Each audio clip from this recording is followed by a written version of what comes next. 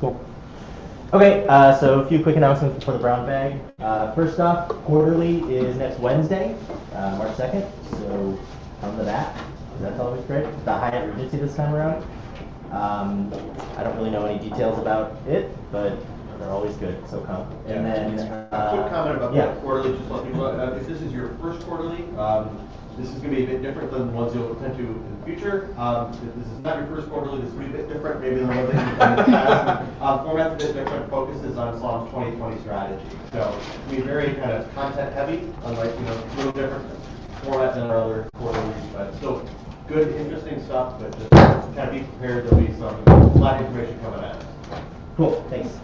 And then so the other thing is we're putting together another hackathon, mid-year hackathon, AI related, Locus related. So if any of that sounds interesting to you, they still need some help getting things put together to get started. So contact Tony Bergeron about that. And I think that's it, unless there are any other announcements. I think we can go ahead and get started. That's right. Well, then you can go ahead and introduce Ryan. So people can see how much my hands are shaking. Yeah, today we have Nihara to teach us about pattern recognition. And next week, we're going to have a brown bag about calabash testing, as well as some pitches for internship ideas. So make sure you come next week as well. It should be fun. Nihara, go ahead and pick it up. All right. Thanks everyone for coming. We'll do a little bit of polling before I start so that I can size the presentation based on the audience. So how many of you have taken a course in college or have done some research looking into pattern recognition, machine learning, computer vision? Any show of hands? People have done? Awesome. And how many of you are new to the field but are interested?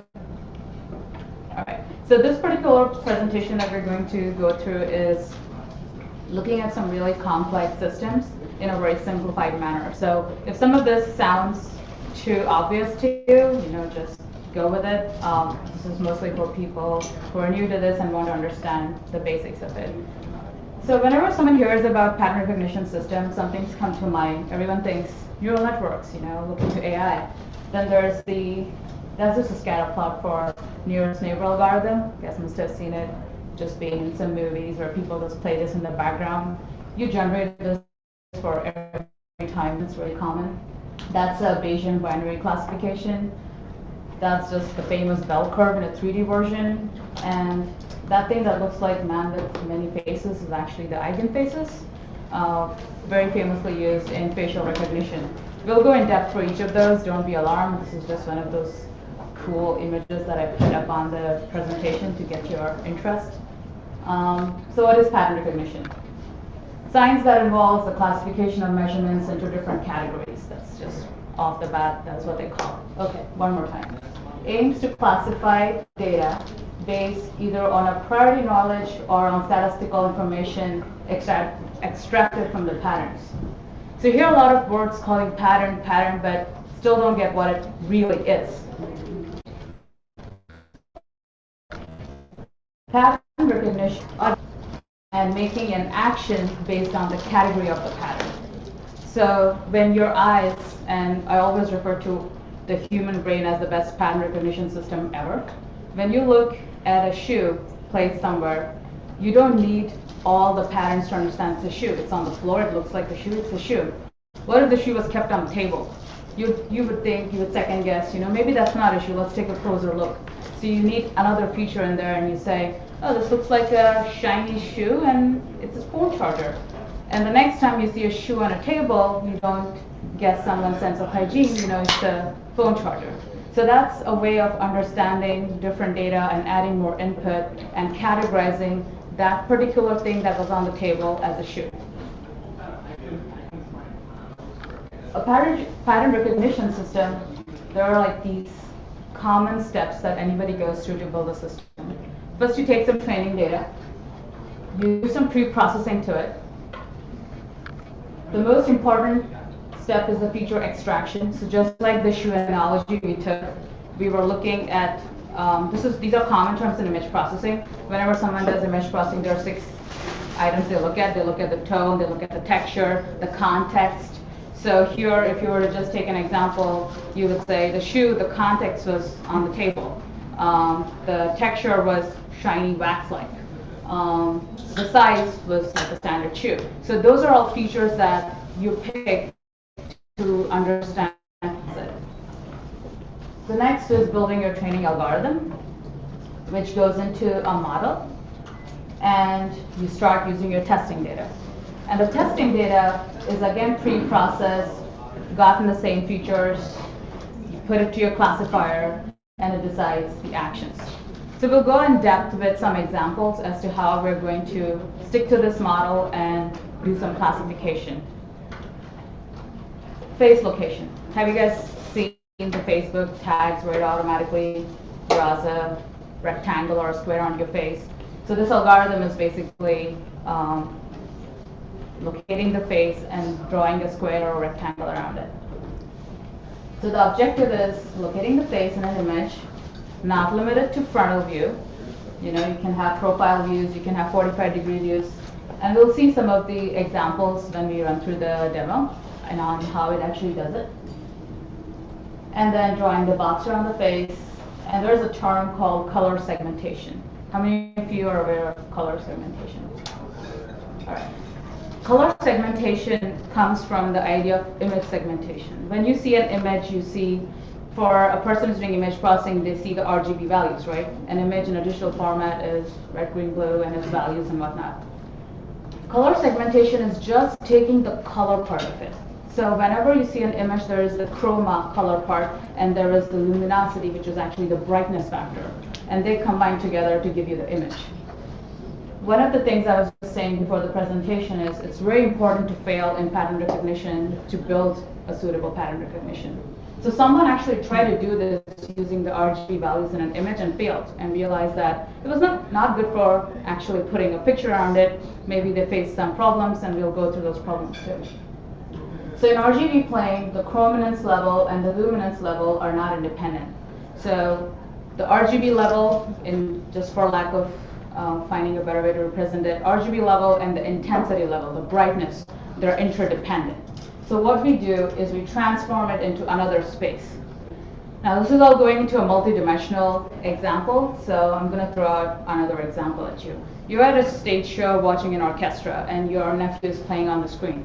You can't find him, so you ask your friend, do you see my nephew? And he does, and he's like, he's right there. I can't see him. So he says, look, fourth row, third from the left side. Now what did he just do? What he did was he took the information he had and transformed it into a space. Was it a 2D space? Was it a 3D space? Not really. It was a space that made sense for him to classify the location of my nephew on the stage. So that's exactly what we're doing here. We have information, we're transforming into a space where this information actually makes sense. And then we're doing the classification on base of that. I can go in depth if anybody's interested later on, but for the sake of this particular face location algorithm, what you need to know is we're taking the RGB values and we're converting it into a transformation where you make the color and the luminosity, the brightness of an image independent of each other. And why do we need to do that? Whenever you look at face detection, the most important thing, color of your skin, it's a face or a human. The way it knows that this is the skin, I want to be shorting here. The thing of that is you need to train your algorithm to understand different skin tones. It needs to understand the difference between skin of your face, skin of your shoulders, skin of your hands. How do you do that? How do you figure out, maybe someone's wearing a tube top or they're at the beach and they're just enjoying the sun. How do you define the face versus the rest of the body? So we're going to go back to that model that I had on the previous screen and go through each of the steps. Training images, you have a set of training images. You obtain the training images, you extract the skin regions, and you convert to that so-called space that we just talked about. And how do you extract the skin regions? You just give it so what happened in the algorithm? expressions of your face or any skin, and it picks out the color based on the algorithm. I'll show you and it'll make more sense then. Once you convert it into that color space, there are some feature extraction that happens, which is stuff like mean, the covariance, Mahalanobis, and Euclidean distance. I know it all sounds like Bravo's terms when I say Mahalanobis, but it's actually named after a person.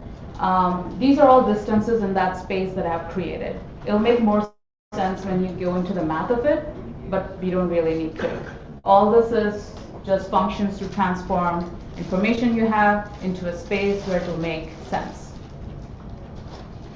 And then you have the training algorithm. Rest of the steps follow just like we discussed before. And this is the training algorithm. What is the training algorithm? The training algorithm says that we're going to compute some distance, just ignore the Mahalanobis term because we're not going to go in depth around that. It computes a distance, so it's doing that reference just like we did, right? It's saying on the stage, third row, fourth row, third from the left. So that's the distance it's calculating in that particular space. It selects a threshold for the image. What that means is the skin tone. So when you take a picture of me in this space, you're going to see some of blue, some of skin color, some of the clothes I'm wearing. It takes color segmentation from this entire image and classifies that this particular image has 40% of sky, has 2% of skin, has some percentage of purple, and it classifies all of that based off of the threshold. The centroid and the length of the major and minor axis for selecting an ellipse for the face. So what that means is just the point I was getting at. What if I'm at the beach, I'm skin all over? How do you tell where the face is? Now I figured out that this is the color of the skin, or this is the feature I need to look for to identify what the skin tone is and the skin color is. How do I know where the face is?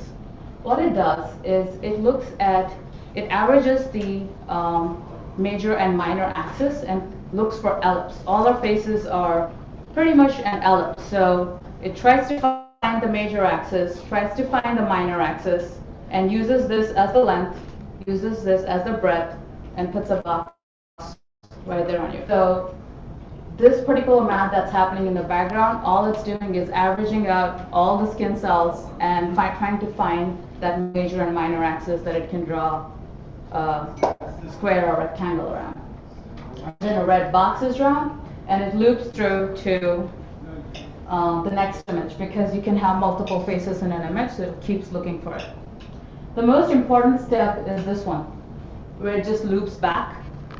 This is the feedback system that we want to have in place, especially when you have a system of letting know whether or not it was a success or not. So every test image becomes part of your training image. And the more you use your algorithm, the more intelligent it gets. Now, what do you mean when I say more intelligent it gets? Now it has another picture to pick the color segmentation from, so it knows that even this is a skin tone and this is the skin color. Now it has more information, and it also knows whether or not it drew the box correctly. Maybe it needs to move its weighted averages on the other side, and that's how it improves on the system.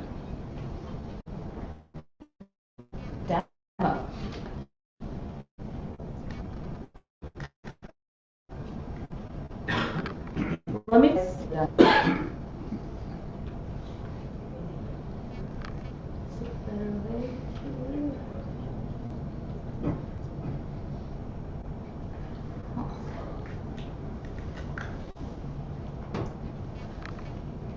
All right, so that's a picture with 4 people in it. And when we ran our algorithm, it said, got 3 right. This guy just looks like a really lanky person, but that's probably because of the skin colored turtleneck or whatever he's wearing. So it brought the average of my major axis down, so it thinks it's a bigger person. Now what happens when I keep doing this? It keeps improving. It's not bad. It's got the face, got a little bit of her neck too, but let's see what happens when someone's to the sideways. And if you notice, this is brighter than his skin color, And what that does is it averages out, but still able to figure out where exactly the face is. Now you have people with, oh my gosh, I'm treading water here, but you have people with tanning, and then it's still about able to draw that exact rectangle around it, around their faces. Just some more examples of this guy enjoying crayfish or lobster. And this is one of those failure scenarios, right? This is one of the first images I ran. It couldn't figure out the difference between the two images. It thought it was just one face. It looked at the faces and it thought that it was the major and the minor axis combining those two faces. The way we improved on that, and you'll see in the later images, is it actually is able to segment it separately, where you tell it that if there is a shade of change in the color segment, then count that as two people and not one person. So this is a group of people, good, whatever, good. Again, another problem where that was the same person. So a failure scenario, good for you to know, add it to the training algorithm, it'll pick it up the next time. All these are satisfactory because there is so much contrast that it's easy to pick out the faces versus the rest of the background. Again, same scenario. Here it missed a big thing. Probably because there's so much shadow in this picture, you don't notice that unless you're looking for those key features of skin. So it gets confused and doesn't understand the average is basically just moved. So this was the image we were looking at earlier and we had failed and it just did this one big box. Now after the training algorithm, it's better. It's not exactly accurate, but for the sake of Facebook tagging, you can easily tag people and know that that's the person. So what it did was, if you notice, there's more skin in the down here, so the average moved down. What you can do is weighted average in this case, so it knows that if you can even do hair color and add that as a feature. So what it does is it looks at the hair color, it looks at the skin color, and makes the box, the proximity of the box closer to the hair color than more of the skin color. So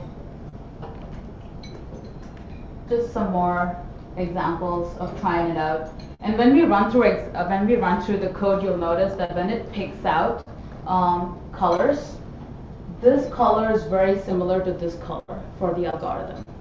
And then it has to consider this as noise and eliminate all of those. So I'm gonna do a breakpoint run of the code to go through them, but he was my professor in one of my lectures. Very jolly person. And this is the image I think we'll try with the demo. So I wrote all my functions in MATLAB. There are tons of libraries to do them in Java and other languages. I wouldn't encourage people to start with MATLAB, but if you already have experience, then go for it.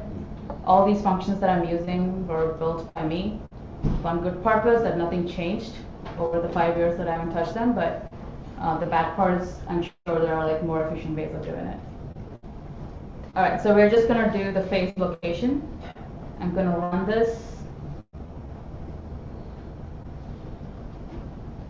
All right, so this figure that you see right here, this is how I trained my algorithm. I didn't capture anything. All I did was give them the images that you guys saw earlier without the boxes, and it picked out the color tones that it thought were part of the color segmentation and put them in an array. This is basically, think of this as a matrix array, and it uses this to refer for skin color.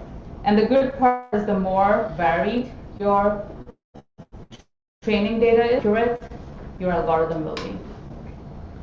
All right, move into in.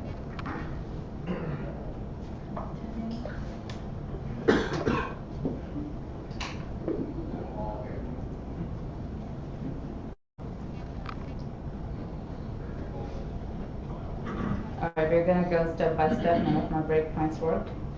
Sorry about that. So what I did was I am displaying images in the different places. It took the test image. We can go into these images later. What this is basically is a probability density function. You guys have heard about the bell curve, right? If you were to take a bell curve and throw it into a 3D map, 3D space, this is what it would look like. It would look like heat.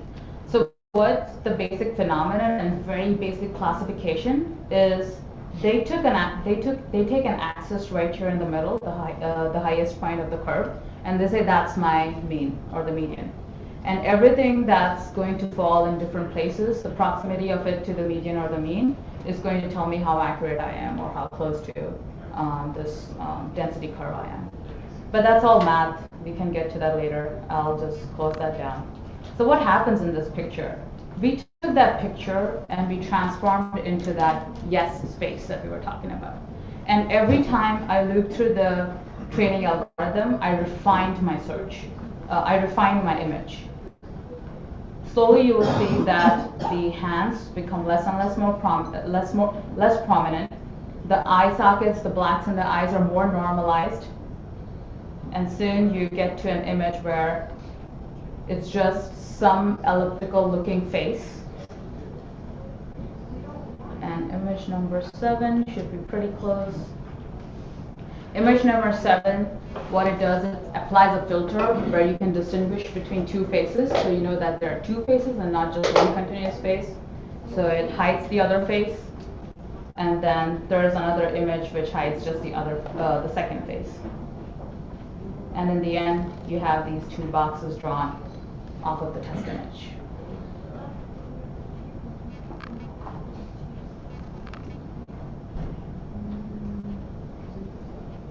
So these different, this is the one that I was talking about, where you put a mask on the second image so you know that there are two faces and not one. So this was an image with two faces. You saw the first face being filtered out, and you saw the second face being filtered out. And then this is just some erosion and dilation concepts. All these training and testing algorithms, because all the training algorithms were taken from a viewpoint of varied data.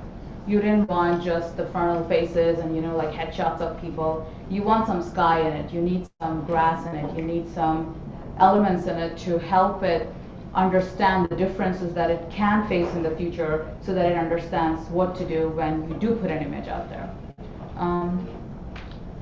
Going back. All right, before I start with the next example, questions? Confused? All right, yes.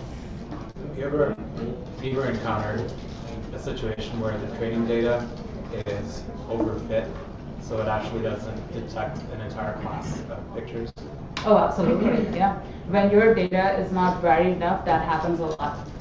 So just for the sake of this example, what I had was I got some pictures from Facebook and I was just adding them in, but they were all pictures of my family and whatnot. So we were pretty much of the same skin tone, skin color, and got confused. When I added a picture of my friend, it didn't recognize it because it thought it mistook it for hair. So he had blonde hair, blonde face, so it didn't understand the difference between the hair and the face, and the average got skewed a lot. So the more pictures I added, the more different pictures I added, it helped putting it out there to test the different images. Are you manually correcting any of the test data that's going in? No. So you're just feeding it a bunch of pictures, letting it learn? Yep. And then, That's the beauty of it, right? When you start creating this adaptive system which just learns on its own, the way it learns is, now the question is, how does it know that this is a skin color, right?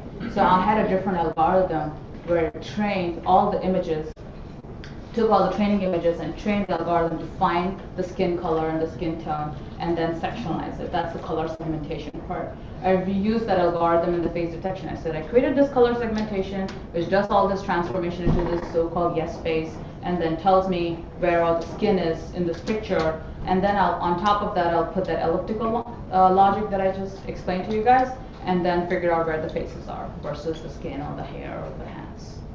So it's a combination of multiple algorithms, and we'll soon get to understanding of why are we talking about all these complicated things. The reason is you see the applications of it everywhere. You see it on Facebook, you see it on your phone, you see it every time you unlock your phone. You know, if you have one of those biometrics of facial recognition, it detects it. It has almost become a norm to have it. It's not have or recognition if you have actually a camera which takes pictures. So the second part is the face recognition part. I know some people did a hackathon on facial recognition. Are they part of the crowd? Yeah, awesome. Did you guys use some libraries for doing it, or did you write down the? We use an external service to do all that, so right. we basically just uploaded a picture. Awesome. That's the amazing part of it. People have made it so usable right now that you can just call any API or libraries or include them as part of your project and use those systems.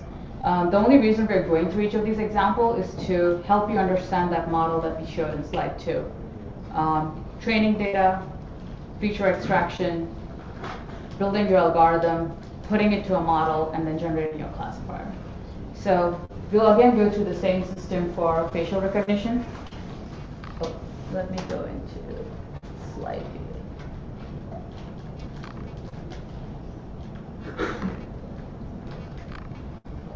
The objective is face recognition. So you acquire images of people with different facial expressions. Again, in facial recognition, it's very important to not just recognize a face that looks like this, but it's always good to have images with different expressions. Looking down, we'll look at some of the training algorithms, parsing, and most importantly the selfie view, because that's been very famous lately.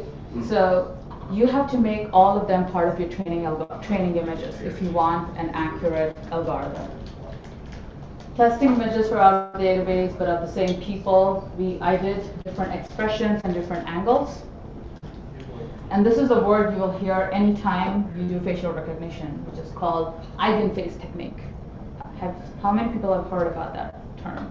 Eigenfaces? Whoever's played around with facial recognition must have heard it. What is an eigenface? Eigenface is the same concept where we discussed that person on stage and analogy. So you're taking a face and you're transforming into a space where those features make sense. For a person to recognize a face is very easy, right? There's so many. It does a 3D model of the images that it sees and understands and says, this is that person. When you're doing image recognition, you are limited by the 2D view because you can just take an image and you have certain data about that face. So how do you find those unique features that make a face different from another person? And that's what this eigenface is. Eigenface is an understanding of different vectors. These vectors can be the space between your eyes, the space of your eyes and your nose, the space of your ears, the space between your ears, your mouth. Someone went in there and was like Turk and Petlin who did all the research, and there are references at the end of the slideshow, but they did all this research to understand what is it that makes a face unique in a 2D space. And they developed the algorithm for eigenface. So if you were to see what does this eigenface thing look like, that's my eigenface that I got when I took all the training images and created my eigenspace. And how did I get that image? Basically, I took each of my training images, transformed it to that space of eigenface, and then I superimposed all of them together. So now if I wanted to get a picture of Jim, I take a picture of him, my algorithm does the transformation, and it tries to find it in this space based off of his distance between the eyes, the nose, the mouth. It looks for all those vectors and tries to locate him in this space. And if it can't find it, that's a failure, and it adds it as part of its eigenface and says, I found a new face, let me just add it to my eigenface space. So the next time I see a picture of him, I know where to go. And then if it finds him, it says, oh, this person, this thing is what I got the picture of. Then it retransforms it to the actual image and says, I found Jim Graff, is this correct, or whatever the feedback loop is. Let's see a demo.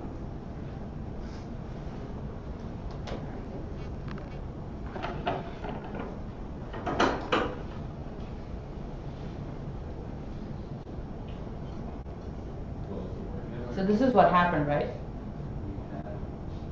This is a test image of a lady pursing her lips. Why it doesn't matter. Because for facial detection we needed the color, but for facial recognition we don't need the color. What we need is the vectors which are based off of the distances in somebody's features on the face.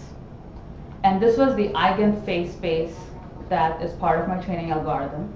So it took this face, it did a transformation on it, and then looked it up in the eigenface space and told me from the database, identified as Martha. Now if you were to look at my collection of faces that I used for eigenfaces, I try to keep them varied. For the sake of making it work and not spending too much time on making it optimized, what I did was I made sure that all of them had similar background so that it was easy to cancel noise. I just had to take care of one noise. But if you're doing it for an adaptive system, you need to add more filters on it. More filters takes more time. You need better machines to do those. But even off the bat, even if we had a system, say Slalom employees, headshots, that's enough. You can eliminate all the noise right there. And these are different expressions of a person used to create the eigenface.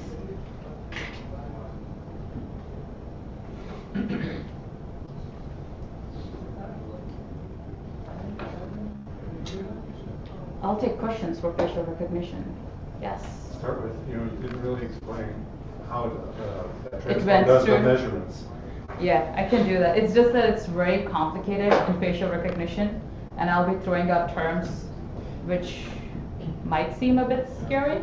So what I'm going to do is I'm going to use this image and talk through. Sorry, let me just use this view.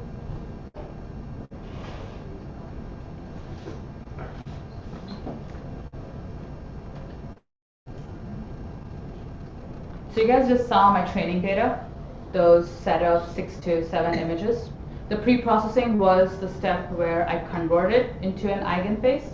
So there are certain mathematical things that happen in the background. What I do is I take the picture, I convert it into a matrix, say, like pixel and values and whatnot, and then I do a double on it, so its precision is increased. Then I do some feature extraction, so this was the length, the distance between the eyes, the nose, the mouth, whatever makes the face unique in a 2D space or a picture space, not even 2D, that's not correct. And then I add it to my training algorithm. So in my code, this is all that's happening. The doubling that I was talking about, the averaging that happens, then have to compute. This basically would require a brown bag by itself, and be happy to share how that works. But it is not as straightforward as the previous example, because here you need to go into the eigenvector space, and it's not just the actual distance. You take the distance and you make a vector out of it, and then you project it as part of the eigenface. And then you go on to the next step where you created this model of transforming every image with the different eigenvectors and the different eigenfaces, and then you have a classifier. And now when the test image came through, I did the same transformation on it, and I compared it at the eigenvector level. So looking for, in layman terms, looking for the space and the features that made it unique. And then I said, this could be this person based off of the space. But as I said, this needs much more time to go in depth for explaining what exactly happens in the math behind it. Any other questions? All right, so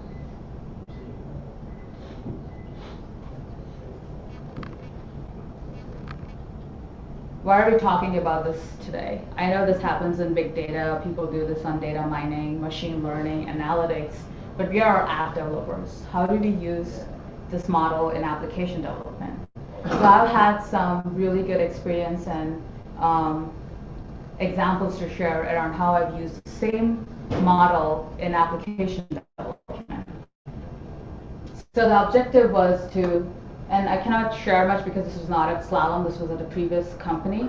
They wanted to come up with a feature where they wanted a representative from a company to be best suited for a customer. So you know how you call up customer care or you post a question, how to direct that question or search to a customer representative who would be the best person to answer it. Like, you have 5,000 people, how are you going to find the top 5 people who are best suitable to answer it? So we went through the same steps that I had learned part of the course, right? I first figured out what my features should be. Now here, there is no signal, there is no images, there is no weird space. I created my own space. I said my space is going to have customer location, which is a very important thing. These were for mobile apps, so it made sense to have the customer location in it. The search and the question keywords, so maybe someone's searching for a refrigerator, that's a keyword, so I would use that as a feature. Customer's history, maybe he has a history of buying a lot of gizmos and expensive things, so I'll use that history. Representative's expertise, I'll find a representative who knows his thing about refrigerators and hardware and whatnot. Representative's rep's location, maybe he's active or not, maybe it's sleeping time based off of the time zone of the representative, so let's not even make him part of my training algorithm. Their experience, their working hours, whether he's online or not, the response time, rating based off of the reviews people have given that rep. So we created our own space of features. And the way we could come to these features is because I knew, and the people I were working with, we knew what the data was and what made sense to classify something. So we are basically picking features that will help us classify whether this representative is best suited for this customer.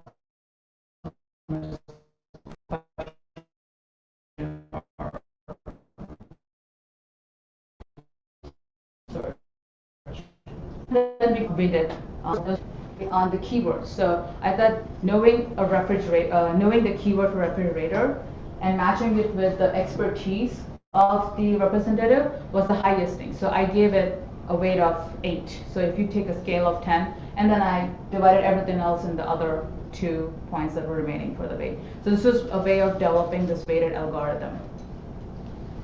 And then ultimately we could spit out 5 representatives which we thought were the best suitable for answering that question or answering a customer's request out of the 5,000 reps. And we did this in real time for type ahead and search results. And we didn't need MATLAB, we didn't need libraries, we didn't need all that PDF stuff that we just saw for facial location and recognition. We did this basic SQL queries. We all know how to normalize data. That's all we did with SQL. We had the code in Java. The search was based off of Elastic, and then MongoDB to just get some real-time data out for updates and online requests. So you notice that how all this comes together in an app development. As long as you remember the model to follow, you have to have some training data. You need to have a space where you can pick out those features, so that's the feature extraction phase. And then you move on to the place where you do the training algorithm, and then you follow the steps of feeding the model into the classifier, and it just classifies the data for you. And I'm sure when you're working on so many apps, you always see the scenarios where this would make sense. Why do I need to put in this if-else loop? Why can't it just figure this out by itself? It can, if you follow a model and give it enough information for it to deduce that. Before I move on to the next slide, questions? Did you find yourself end up having like maybe a few reps that always showed up for anything? Like maybe he's like the one strong in everything, so he just ends up being the guy who's always showing up? Yeah, so that happened a lot, especially with the online. Most of the representatives were not online. They would just be in a standby mode. So there were only like 1 or 2 people who would probably be using the iPads that they were used to make them online for other purposes.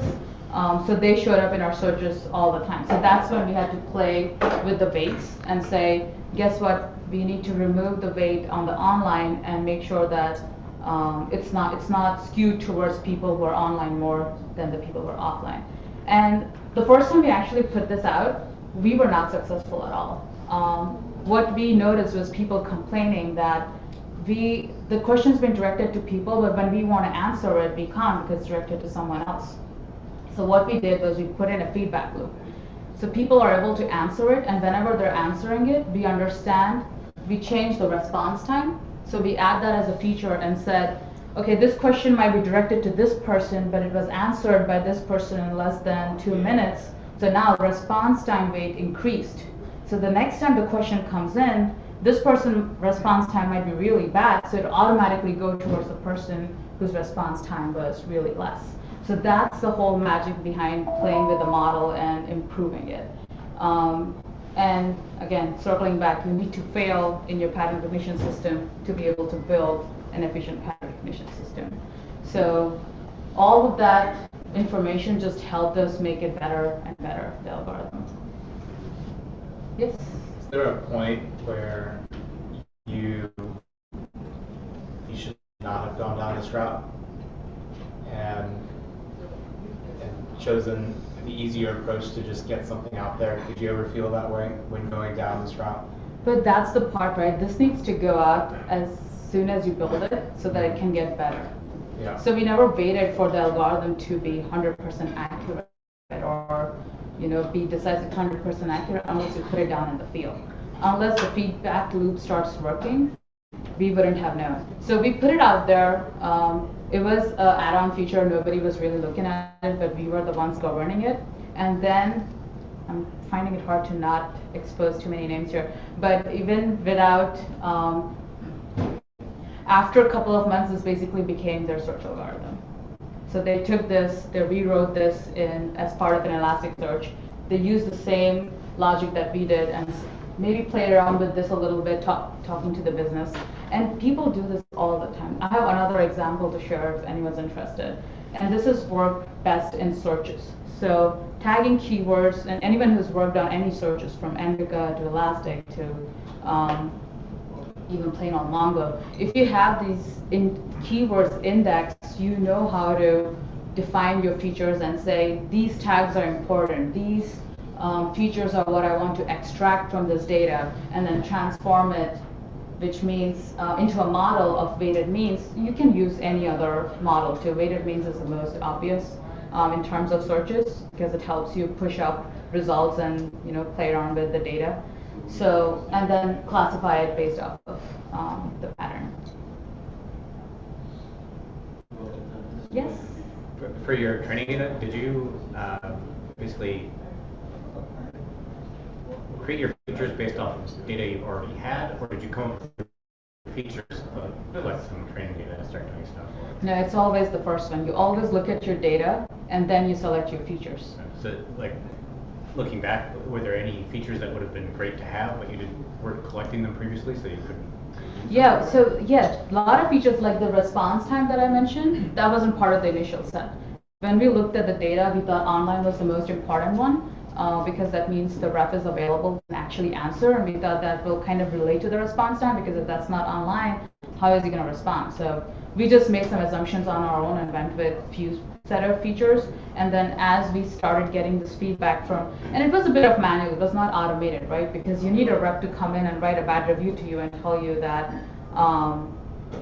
I was about to answer this question, but I couldn't, blah, blah, blah. And we're like, okay, you know what, we'll open this up. Let's see how fast other people answer, even if they're not online. It worked. Then we made it part of the feature and put it into the space. So yeah, there were tons of features that got added as we moved forward. Anyone else? All right. Next step is just talking about if anyone's interested in taking it forward. With me, I already know some people who have great interest in this and have excellent access to libraries. Peter being one of them, he's shared so many Java and C#, if I remember, libraries which already do the math that I wrote in MATLAB. So if it is the language that scares you, don't worry. There are libraries that take care of all of those and optimization and whatnot. It's more of a preference to write things in different languages, it would not be a barrier. We can talk about hackathon ideas. I know you were just mentioning about an AI hackathon to be coming in future. This is a good platform to take it further and understand if everyone must have had ideas and thoughts as to, I wish there was a better way of doing this and put in some adaptive logic in this. We can talk about that. And if anyone's interested in the math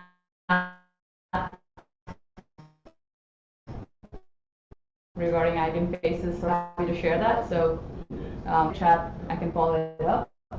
And many more if anyone's interested in going through them. I think we already did questions, but happy to have more questions if anyone has any. Yes? Well, here's one, not really direct, but I mean, are you going to do more brown bags on this topic? I can, based off of the interest. Be happy to. I do have examples of different industries. So I have some personal research that I've done, part of clinical trials, just to show you how easy it is to think in different spaces. There is some robotics work that I've done too, which used adaptive learning to improve the control of a robotic arm. So there are more things that I can share. Shoot me an email or shoot Ryan or Murray an email, and I'll definitely put together on the brown bag for this. Anyone else? All right, thank you.